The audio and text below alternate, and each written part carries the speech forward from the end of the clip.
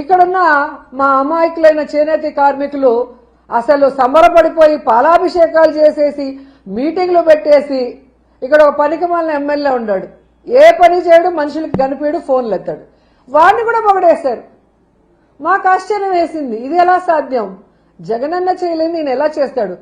కొన్ని లక్షల రూపాయలు ఈరోజు ప్రజల పిల్లల చదువు కోసం గాని, ఆరోగ్యం కోసం గాని, వాళ్ళకి పక్కా ఇళ్ల కోసం గాని ఇంత చేసిన వ్యక్తి చేనేత కార్మికులు కోవిడ్ లో కూడా స్కూల్ యూనిఫామ్స్ తో దాదాపుగా 10 కోట్ల రూపాయలకు పైగా వాళ్ళకి డబ్బులు వచ్చే విధంగా యూనిఫామ్ల ఆర్డర్లు ఇచ్చారు. నేతన్న నేస్తం ఇచ్చారు. రాజశేఖర రెడ్డి గారు అయితే ఏకంగా ఇక్కడున్న వాటర్ పొల్యూట్ కాకుండా ఈటీపీ ప్లాంట్ ఇచ్చి ఇక్కడున్న వాళ్ళని కాపాడితే అన్నిటినీ నాశనం చేసేసిన వీళ్ళు. ముద్దుకృష్ణ నాయుడు నాశనం చేశాడు.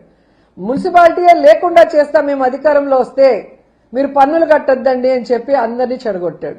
ఈటీపీ ప్లాంట్ కనెక్షన్ ఇవ్వద్దండి, అసలు కట్టాల్సిన అవసరం లేదు అని చెప్పి చెడగొట్టాడు.